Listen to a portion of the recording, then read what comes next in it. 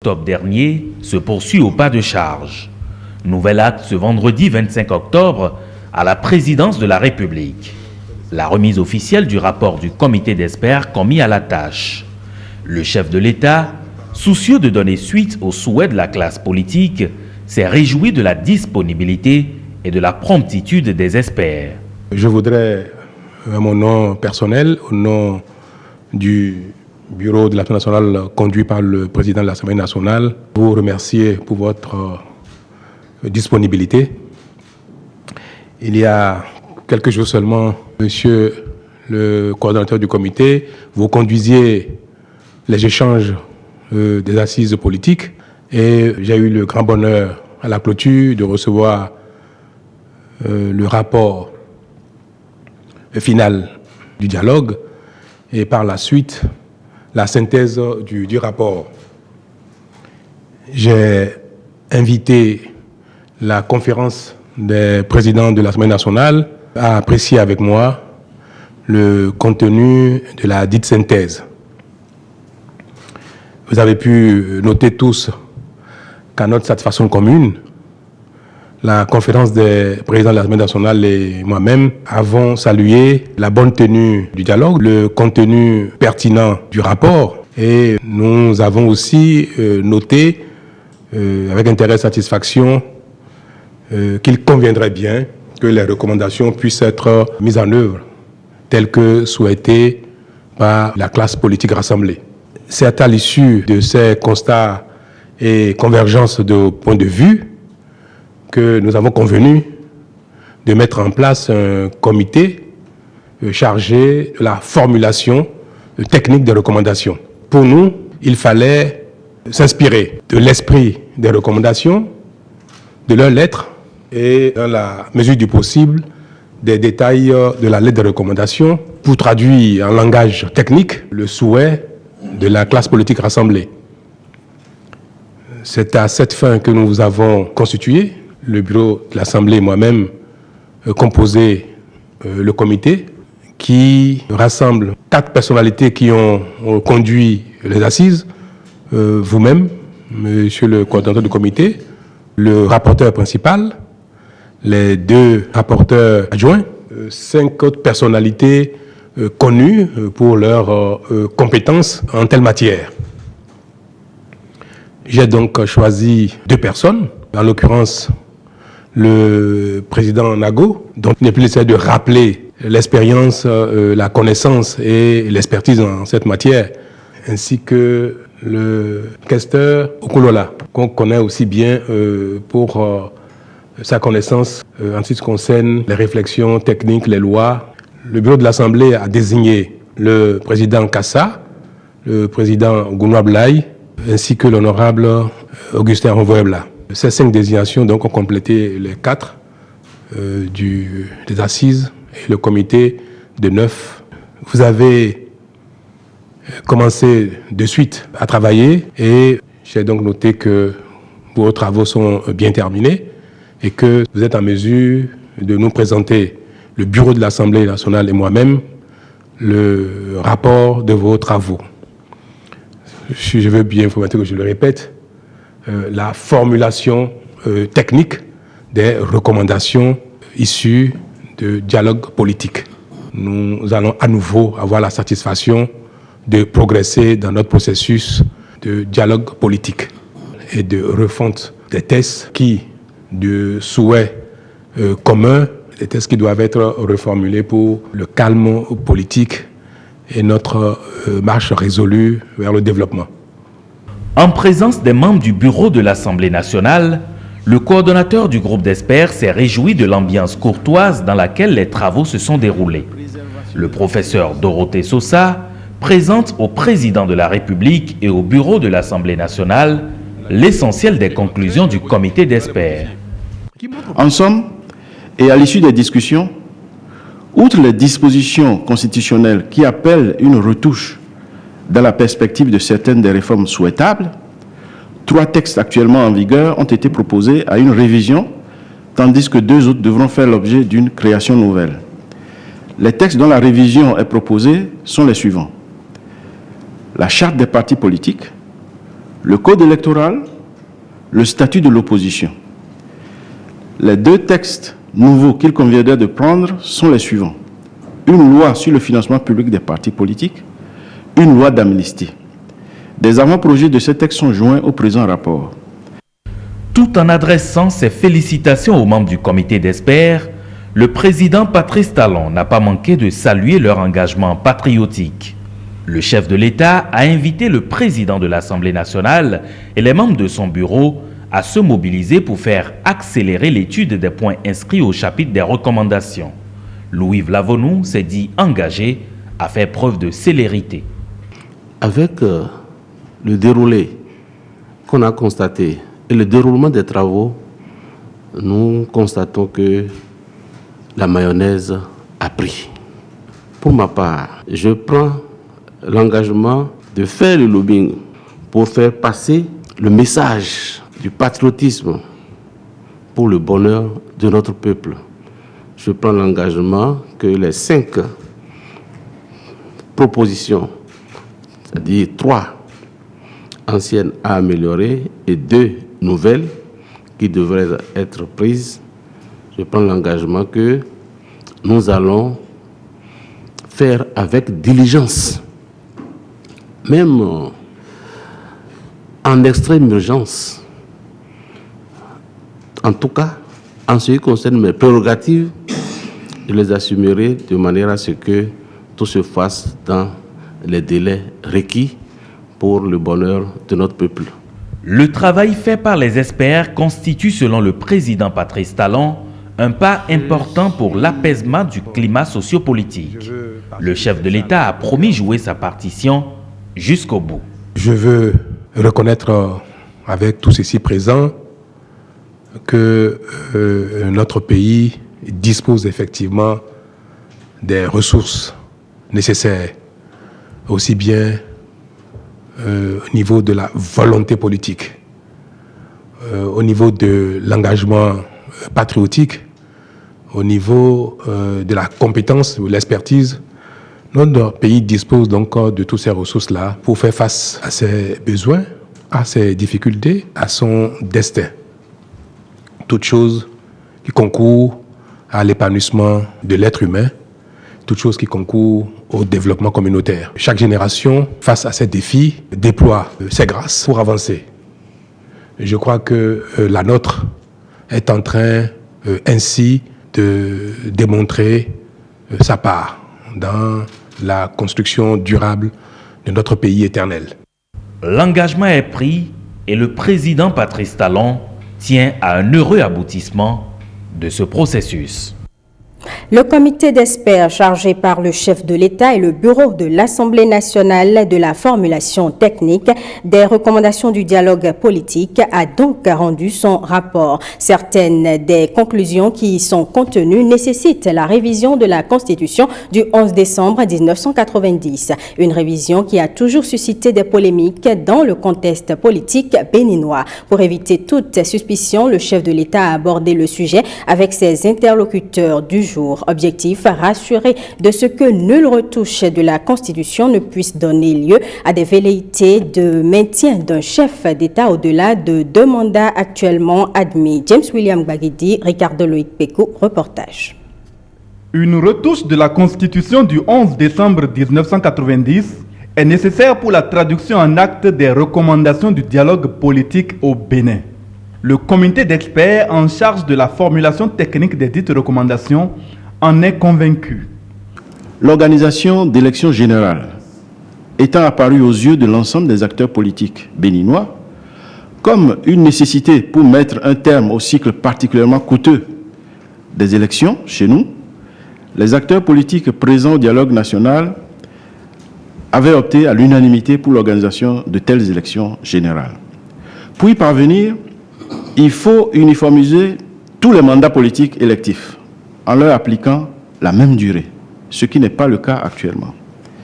Une telle évolution nécessite une réforme de fond devant toucher la Constitution du 11 décembre 1990 en ses articles 50, 80 et 81, de même qu'une refonte conséquente du Code électoral. pour l'introduction de dispositions discriminatoires dans le droit positif favorisant une meilleure représentation du peuple par les femmes et l'ajustement de la répartition des sièges dans les circonscriptions électorales en tenant compte du dernier recensement de la population, il s'agira de compléter et de modifier les articles 26 de la Constitution ainsi que les articles 42, 80, 350, 351 et 352 du Code électoral. Des propos qui ont suscité une réaction du chef de l'État, inquiet des polémiques récurrentes engendrées par toute idée de révision ou de modification de la Constitution au Bénin. Vous savez, monsieur le coordonnateur, monsieur les membres du comité, que j'ai désormais une certaine aversion pour cette question.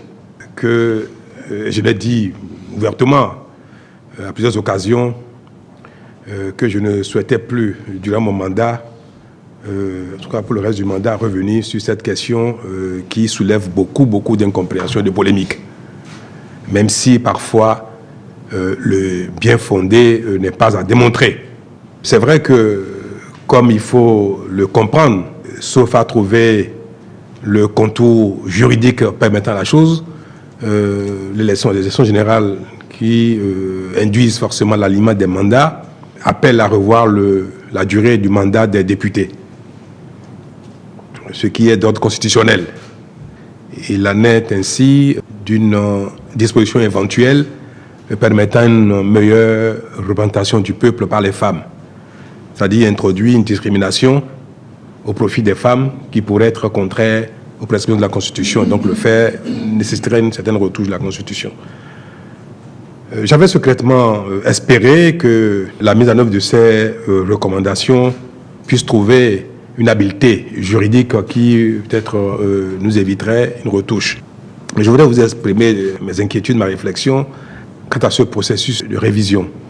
J'aurais beaucoup de difficultés à accompagner telle démarche et m'impliquer même dans sa mise en œuvre par sa promulgation si des modifications devaient effectivement être faites, si nous ne trouvons pas les moyens de formuler ces modifications, aussi minimes soient-elles, si nous ne trouvons pas les moyens d'évacuer les craintes des uns et des autres, nous n'avons pas les moyens de rassurer les uns et les autres quant à toute possibilité aujourd'hui et à venir de manipulation de ces modifications pour violer un esprit, un pilier fondamental de notre Constitution qui est la limitation du nombre de mandats présidentiels.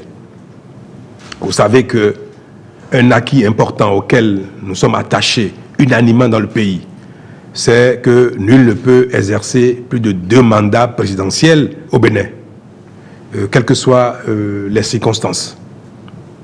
Mais nous savons malheureusement que c'est devenu un peu la mode, qu'à l'occasion, ou bien chaque fois qu'une constitution est touchée, même simplement techniquement, pour régler un problème du moment, cette modification est évoquée comme un changement de constitution, est présentée comme un changement de constitution, l'instauration d'une nouvelle république, pour remettre souvent les compteurs à zéro, afin que le président, l'exercice pendant le mandat durant lequel la constitution est effectuée, ou les mandats passés avant cette modification, soient considérés comme zéro, et que le chiffre 2, la limite des 2 mandats, commence à être décompté seulement après la modification, c'est-à-dire après ce que nous appelons nouvelle constitution. Et ça conditionne nos concitoyens de sorte que personne ne veut toucher la constitution pour éviter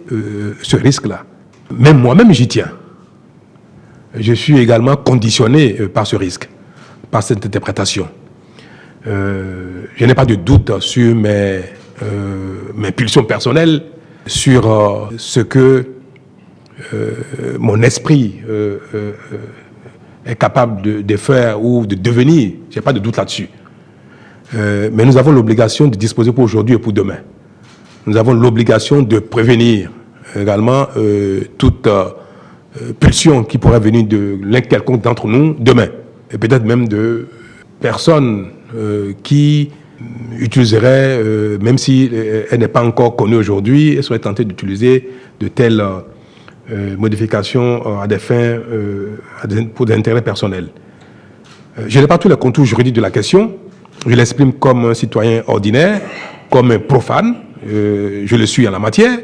Mais je voudrais donc que les uns et les autres aient cela comme boussole, afin que si on doit formuler une quelconque modification pour servir la cause qu'on vient d'évoquer, il faut impérativement trouver une formulation qui rassure tout le monde et qui empêcherait, dans tous les cas, en toutes circonstances, une quelconque interprétation de ces modifications pour remettre en cause ce pilier fondamental de notre Constitution qui est la limitation des mandats de président de la République.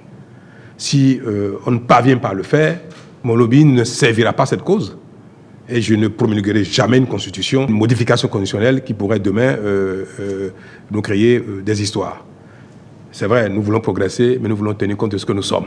Pour se rassurer de ce que les retouches constitutionnelles éventuellement induites par la mise en œuvre des recommandations du dialogue politique ne seront pas à l'origine d'interprétations ultérieures, Patrice Talon fait recours aux experts.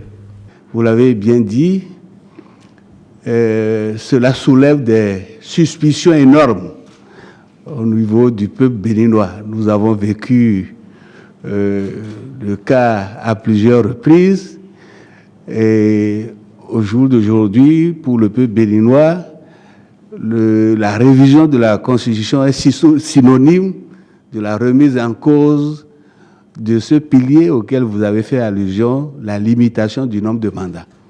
Et je pense qu'il est important d'évacuer ce problème-là. Moi, je vous crois sur parole, ayant eu le privilège d'échanger sur ces questions avec vous un certain nombre de fois. Et je peux vous dire que au sein du comité, c'est un point qui a fait l'objet de beaucoup d'échanges. Et la préoccupation qui est la vôtre est partagée, je puis me permettre de le dire, monsieur le facilitateur, est largement partagée par les membres du comité d'experts. Les travaux que nous avons conduits, et les propositions que nous avons faites, et que vous retrouverez dans le rapport qui vous a été remis tout à l'heure, ne laissent pas du tout de confusion à cet égard. Et il y a une clarté nette et les propositions qui ont été faites permettront que le peuple soit clairement rassuré. Je suis d'autant plus rassuré moi-même après vous avoir entendu que probablement je fus par le passé l'un des moins rassurés. C'est un sujet particulièrement délicat et j'apprécie hautement les termes en lesquels vous les avez présentés. Vous étiez le premier à devoir nous rassurer. Vous l'avez fait. Nous étions préoccupés au sein du comité. Nous avons pensé à des formules suffisamment fermées, suffisamment verrouillées pour donner corps à votre idée, à votre préoccupation. Le chef de l'État rassuré se pose néanmoins en dernier rempart contre toute velléité opportuniste qui pourrait apparaître à l'occasion de la retouche devenue indispensable de la loi fondamentale.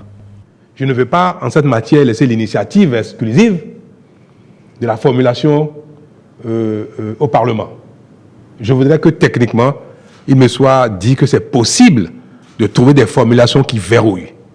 Si ces formulations existent et sont de nature apaisée à répondre à cette préoccupation nationale, soyez rassurés, je serai le premier à me battre pour les voir figurer en préalable ou bien dans le contenu de toute modification. Je serai même disposé jusqu'à aller à un conflit entre institutions pour préserver ce pilier fondamental de notre constitution, de la volonté du peuple béninois. La deuxième session ordinaire de la 8e législature étant déjà ouverte, la marche résolue vers l'implémentation des grandes conclusions du dialogue politique peut se poursuivre en toute sérénité. Le président Patrice Talon a pris part les 23 et 24 octobre 2019 au sommet Russie-Afrique. Sur invitation du président russe Vladimir Poutine, le chef de l'État a participé activement aux échanges qui ont porté sur le développement, la paix et la sécurité en Afrique. Le président Patrice Talon a saisi l'occasion pour révéler les potentialités du Bénin aux Russes. Ricardo Loïc Pekou, compte rendu. Chaleureuse poignée de main entre le président Patrice Talon et le président russe Vladimir Poutine, signe du renforcement des liens de coopération entre le Bénin et la Russie.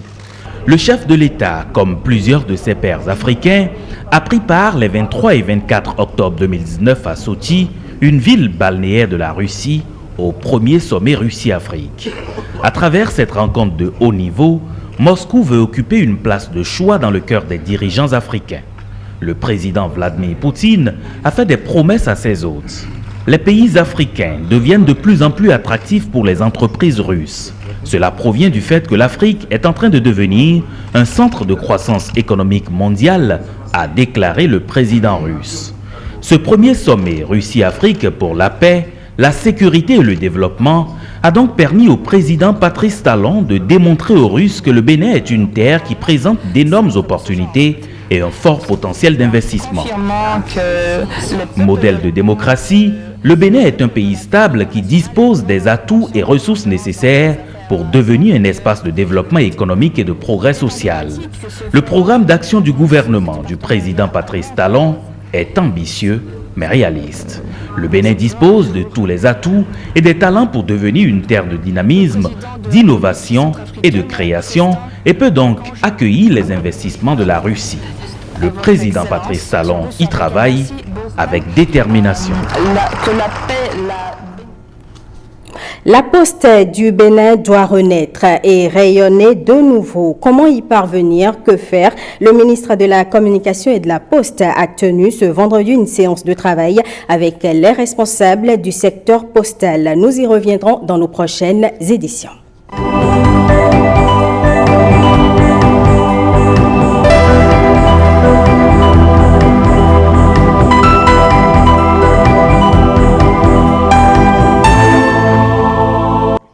Plusieurs villes du Bénin sont en pleine métamorphose grâce au projet asphaltage. À Cotonou, à Kpakpa, le lot 2A nous révèle le quartier Segbeya Nord. Comment les populations apprécient-elles les travaux en cours? Jérôme Mungboy Ramatou Lawani nous en parle.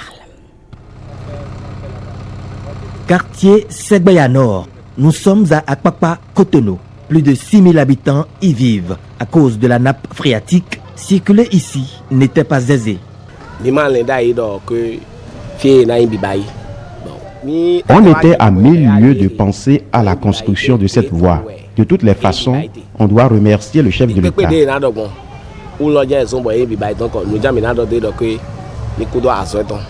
Dans sa vision d'impacter le quotidien des populations, le président Patrice Talon a lancé le projet révélateur d'asphaltage. Ici, au lot 2A, 4 km de voies sont à pavé au bon soin de l'entreprise Sino Hydro.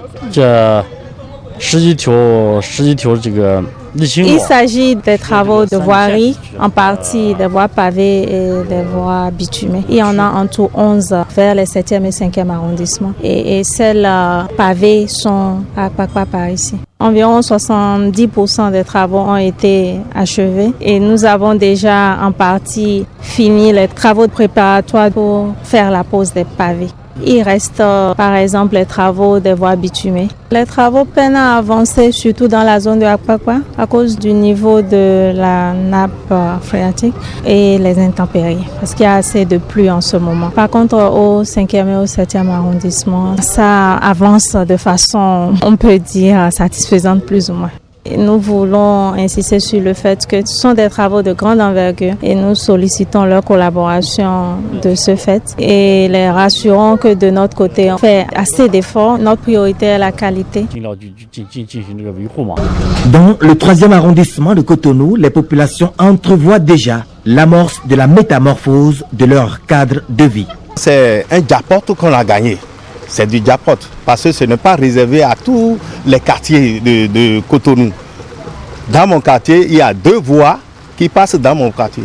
Donc c'est vraiment un soulagement pour toute la population de Segbeyano. Si nous sommes en pleine révolution, chacun veut avoir sa voiture, veut avoir sa moto, mais par où passer? Maintenant, il faut passer sur une voie. Donc c'est un grand soulagement pour la population de Segbeyano. Donc nous félicitons le gouvernement qui est là et nous applaudissons tout ce qu'il est en train de faire. Dans notre zone ici, toutes nos voies étaient dégradées complètement. Mais quand on a vu qu'il y a un nouveau président qui est venu, il y a du changement. Il y a le changement quand même parce que mon quartier a changé de vue, de l'aspect. C'est tellement changé, vraiment ça m'a beaucoup fait plaisir. C'est très joli à voir ce que le nouveau président a démarré pour nous, c'est bon. Moi, je ne peux jamais imaginer que de mon vivant, les pavés seront posés devant mon atelier ici. Sincèrement, merci au chef de l'État.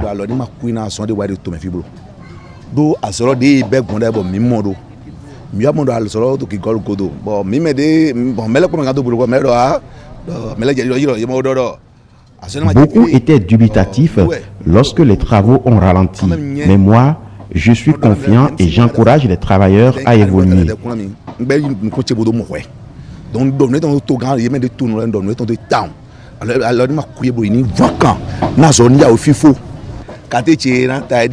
Notre quartier sera comparable à la cité.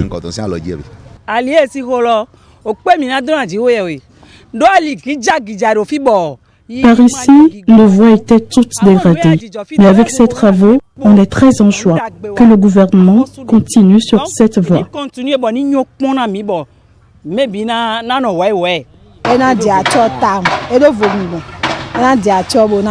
Notre environnement sera transfiguré à cause de ces travaux. Tout notre souhait est qu'ils finissent vite. C'est propre, c'est bon. On ne peut faire les omelettes sans casser les œufs. Pour construire sur de nouvelles bases, il faut parfois détruire.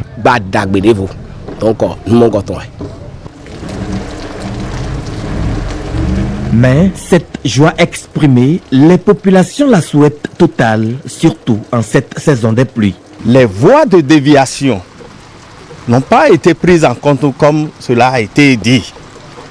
Et aussi, quand il pleut, il n'y a pas de tranchée dans les ruelles pour convoyer l'eau vers le caniveau. Donc c'est ça qui crée d'énormes difficultés à la population de Segbeyano. Donc nous sommes dans l'eau. Nous demandons à la société qui a Sino Hydro de venir à notre secours pour que l'eau puisse quitter nos maisons, pour qu'on ait la paix et la joie va revenir comme toujours. Il n'y a pas d'ouverture pour que l'eau qui stagne dans l'avant entre dans le caniveau facilement. Donc le pourquoi la maison est dans la descente. L'eau de l'avant entre directement chez nous à la maison. La maison entière est inondée, le salon, les chambres, on n'a nulle part où mettre pied. Mon souhait est qu'ils viennent dans l'urgence nous donner l'issue d'eau pour que la situation du quartier soit améliorée. La fin des travaux d'asphaltage à Segbeyano est prévue pour juillet 2020 avec à l'arrivée un cadre de vie sain et mieux vivable pour les populations. Eh bien, ce sera tout pour ce journal et merci pour votre aimable attention.